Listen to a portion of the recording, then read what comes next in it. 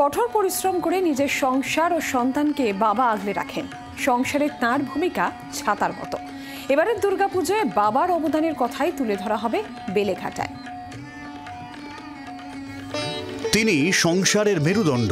সন্তানের লেখাপড়া, তাদের মানুষ করা, দায়িত্ববোধের সামনে নতজানু হয়ে নিজের সমস্ত ইচ্ছা, শখ, আহ্লাদ, আবেগ পাথর দিয়ে চেপে রাখা।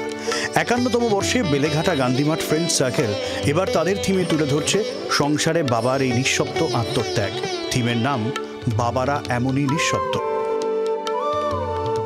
আমরা এই থিমের মাধ্যমে দেখাতে চাইছি যে বাবারা হচ্ছেন পরিবারের একটা নিউক্লিয়াস, অর্থাৎ বাবাদের জীবন সংগ্রামের মধ্যে দিয়ে একটা পরিবার, পরিবারের সন্তান, পরিবারের স্ত্রীর মাধ্যমে সন্তানকে একটা নির্দিষ্ট জায়গায় তুলে ধরা, তাদের একটা এস্টাবলিশমেন্টে তৈরি করা। শুধু তাই নয়, তাদের জীবনে দাঁড় করানোর মাধ্যমে বাবাদের যেই জীবন সংগ্রাম, সেই জীবন সংগ্রামটাই দেখাবো আমাদের থিমের মাধ্যমে বাবারা এমনই নিঃশব্দ।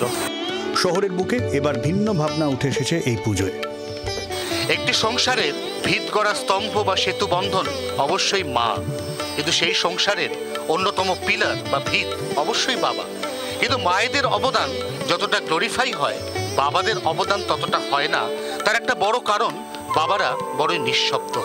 বাবারা কার্যত নিঃশব্দে নীরবে সংসারের কাজ করে যান, সংসার গঠনের কাজ করেন, সন্তানকে শিক্ষা দেন, সন্তানকে পরম যত্নে লালন পালন করেন এবং এই লালন পালনের নেপথ্যে থেকে যায় তার ঘাম ঝরানো পরিশ্রম।